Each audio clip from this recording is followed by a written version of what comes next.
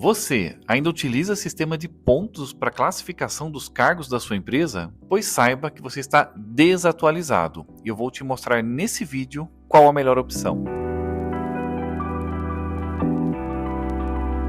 Bom pessoal, se você nos acompanha por aqui, sabe que o tema arquitetura de cargos ele é recorrente. Porque é uma ferramenta muito importante para todo o RH. É através da arquitetura que nós classificamos e ajustamos toda a nossa estrutura de cargos. Então ela é uma ferramenta essencial para que a nossa estrutura esteja racionalizada, otimizada e apta para de fato oferecer um suporte ao nosso modelo de negócio, transformando o nosso RH em algo verdadeiramente estratégico. Mas o nosso bate-papo hoje é sobre arquitetura. Muitos RHs são adeptos do famoso sistema de pontos, que é uma abordagem onde nós criamos alguns fatores para estudar a nossa estrutura de cargos, atribuímos pesos, escalas e pontuação e ficamos daí classificando os cargos dentro desse checklist, formando regiões de pontos, então intervalos de 100 a 300 pontos, de 400 a 700 pontos, e esses intervalos vão criando níveis onde os cargos vão sendo alocados. Essa sistemática, ela funcionou muito bem por vários anos, foi um bom sistema de apoio para os RHs, mas ela tem alguns problemas. Primeiro, nós acreditamos que o sistema de pontos ele é demasiadamente passivo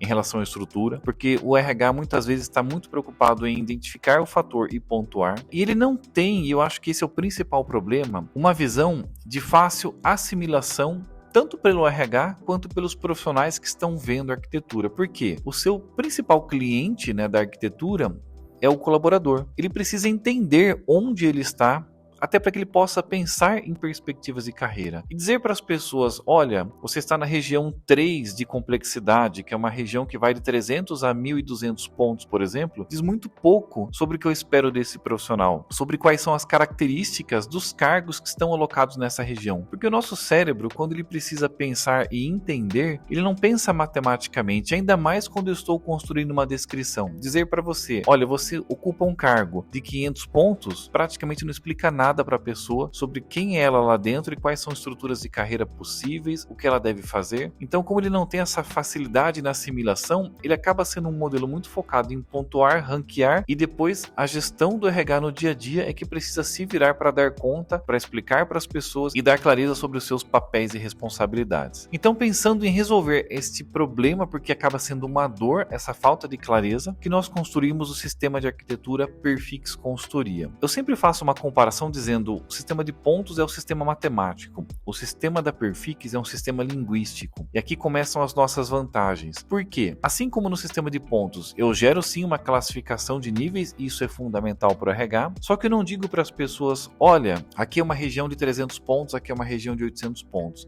Ao invés disso, a grande sacada do nosso modelo, eu vou pedir para o editor colocar aqui uma imagenzinha para ilustrar isso para vocês, para que vocês visualizem, é que dentro desses níveis de complexidade, nós trazemos um conceito que nós chamamos de verbo dominante. E aqui as coisas ficam interessantes. Por quê? Uma vez que eu trabalho a partir de um conceito de um verbo, eu estou dando uma instrução clara, um direcionamento. Porque se eu disser para um colaborador qual é a essência do nosso raciocínio, suba na mesa, ou fique em pé na mesa, ou deite na mesa, ou pule sobre a mesa, a cada momento em que eu coloco um verbo, em que eu coloco uma instrução, a pessoa do outro lado sabe o que eu estou pedindo, porque eu estou dizendo claramente o que aquela palavra representa. E o RH, inclusive, já se baseia nesse tipo de abordagem quando ele faz avaliações de desempenho baseado em comportamentos observáveis. Aquelas avaliações que são consideradas hoje o modelo mais objetivo para avaliação comportamental, faz o quê? Ele pega uma competência e traduz, através de comportamentos-chave, comportamentos observáveis, o que eu espero da pessoa. Então, nós já concordamos que dar clareza, ter uma abordagem baseada em linguagem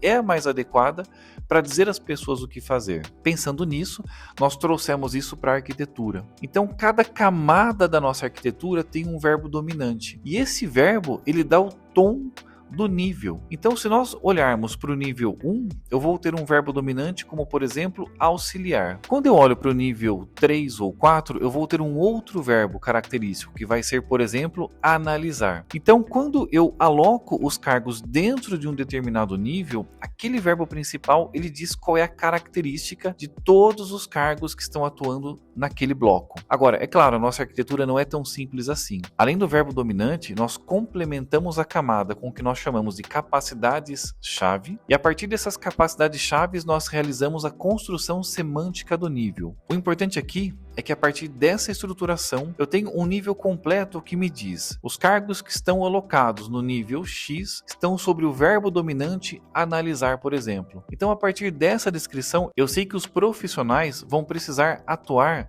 de forma a avaliar cenários, analisar dados, realizar a projeção de indicadores, tudo isso muito bem explicado dentro da construção do nível. E sabe onde isso faz ainda mais diferença? Quando eu trabalho com liderança.